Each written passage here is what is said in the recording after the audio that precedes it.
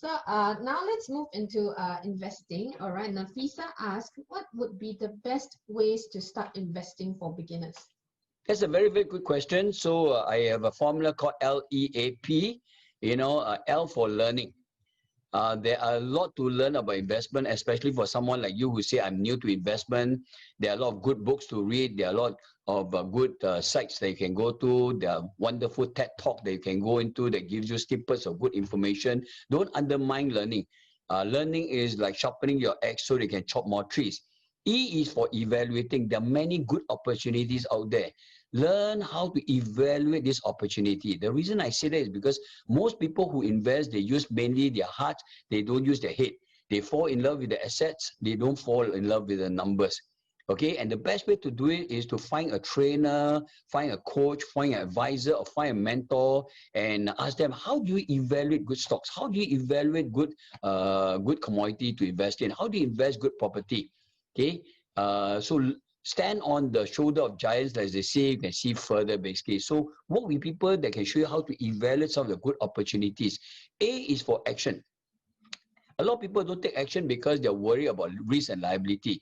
And I tell people this, everything that you do has got risk and liability. Wherever you're sitting right now, you've got risk and liability. You don't even know that whether the chair can take all your weights.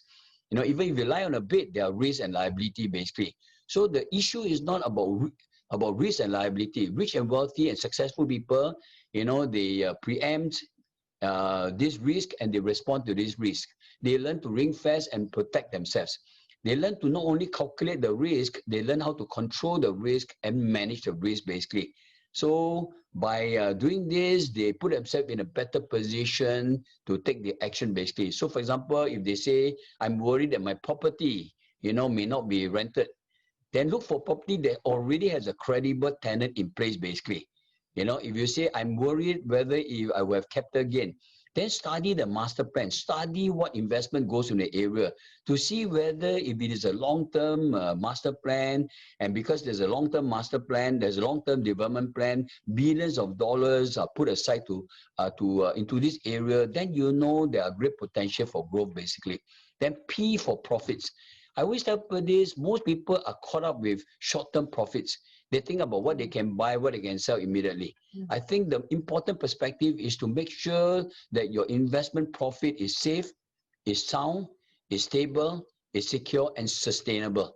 So using this formula, you can then use this as a framework to be able to plan your journey on how you can learn, how you can evaluate, how you can take the action without having to be overwhelmed by risk and liability, and how do you make sure that your profit stays with you for a very, very long time. Okay, we have another question from SL Chua. What type of properties would you recommend in this climate? Commercial, retail, private?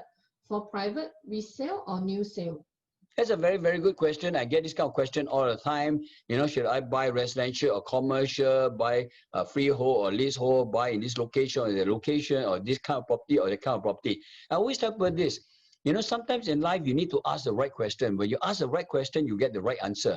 If you ask the wrong question, you may not get the right answer, or it will take you a long time before you find the right answer. The quality of your life depends on the quality of question that you ask yourself. In fact, the quality of your life depends on the quantity of quality question you ask yourself. So let me give you an example. So you say, should I buy residential property or commercial property? Is there a residential property that make money? Yes. Is there a residential property that lose money? Absolutely. Is there a commercial property that make money? Yes. Is there a commercial property that lose money? Definitely. So the question is not whether you should buy a residential property or commercial property. You should ask yourself, which property should I invest in that make the most money? So if you start with this perspective, then you will then be able to put yourself on a helicopter view, look at the macro perspective, and then zoom in to the best property that give you the best investment. And in between, there'll be many options. There'll be some residential property offered to you. There'll be some commercial property given to you. Then you want to be able to study the potential rental and capital yield and see which is the option that give you the best bang for the buck, that meet your risk reward profile, basically. Talking about zooming in, okay, Yi Sim asked, Dr. Liew, could you share with us some good properties for investment? That's a very, very good question. First of all, let me give you a framework first, and then I will tell you how we go and find a property. So I say, you know, you must look for the best property gems, GEMS. So G for growth area. What are the areas? What are growth areas? Growth areas are areas where the government have identified this to be their next township, next central business districts, the next business hub, the next industrial park.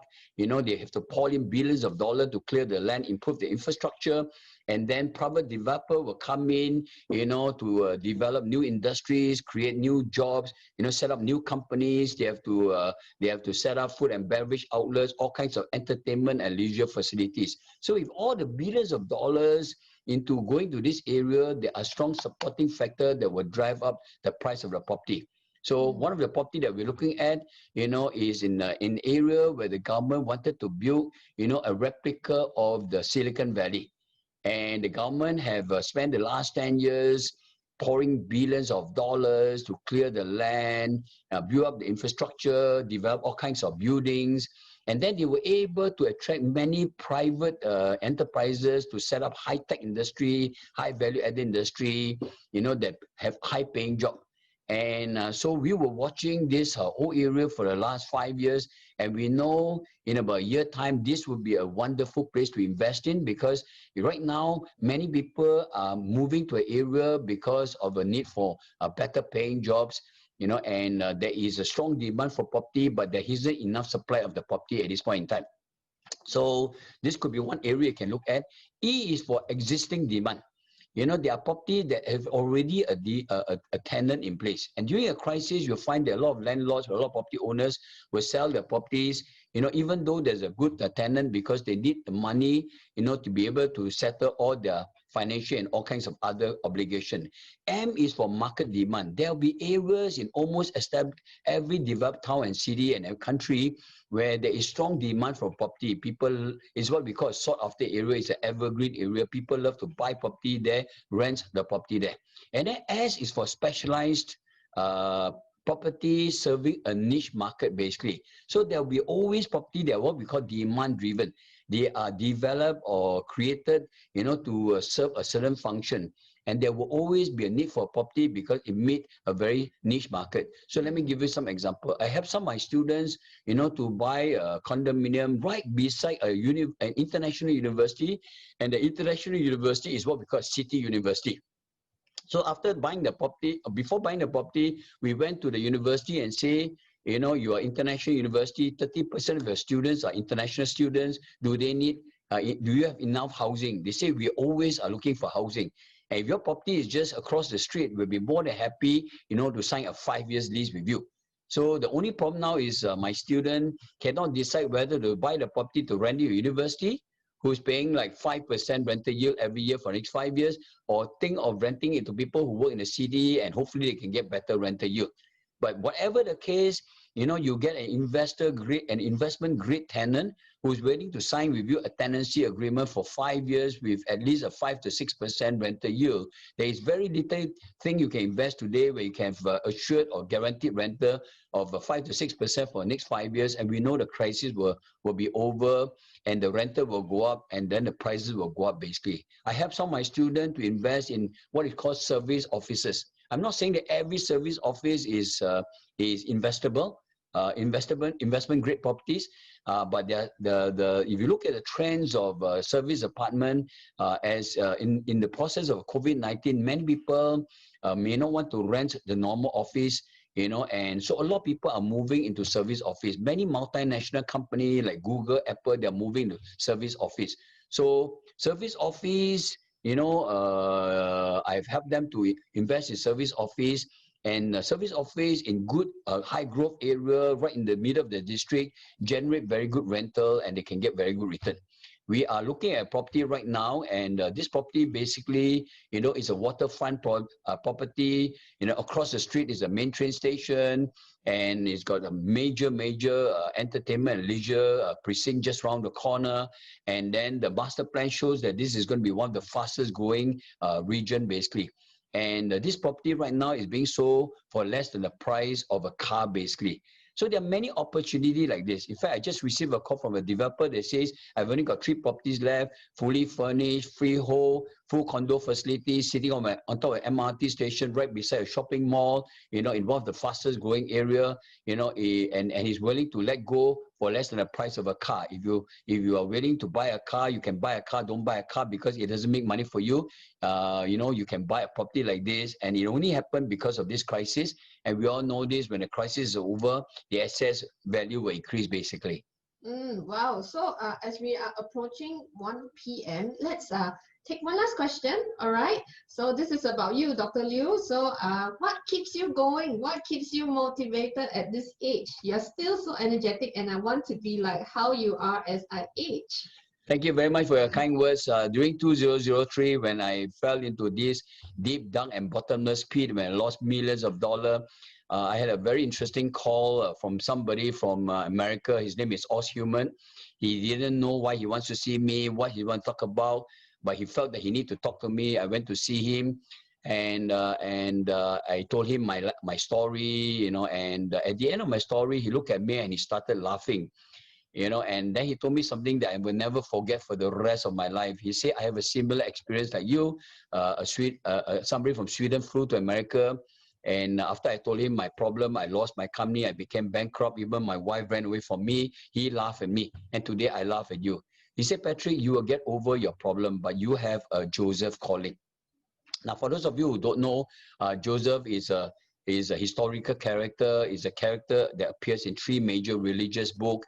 Long story short, he was betrayed by his own sibling. He was sold as a slave. He spent 13 years of his youth in prison. Eventually, when he was released, you know, he was put into prison for 13 years for a crime he did not commit. After he was released, he worked his way up to become a second man, to become an assistant to the Pharaoh, the king of Egypt. And he was able to save his countrymen. He was able to save his family when they were going through a crisis. And he told me, you got a Joseph calling. You know, when the crisis is over, when you have settled all your problem, you know, you need to remember you have a calling to go out there and help people. And so for me, I wake up every morning thinking about who's the next person I can touch, who's the next person I can inspire, who's the next person I can educate and encourage and help them to turn around their financial destiny, turn around their businesses, put them on the right footing so that they are able to pursue their passion and fulfill their dreams. And to me, by thinking of others and thinking less of me, by serving others people's interests and less of my own interests, you know, I get more excited about life. I get more excited about fulfilling my dreams, my vision as a Joseph calling. All right, so that comes to the end of our Q&A session with Dr. Liew. So we hope you guys have learned, you know, a thing or two about this whole session. I mean, I myself has benefited so much from this. All right, so we thank you so much for joining us today, and thank you, Dr. Patrick Liew. Thank you very much for joining us. I pray that all of you will stay safe, strong, and well. As we say in my alma mater, fight on. All right. Thank you. Goodbye, everybody.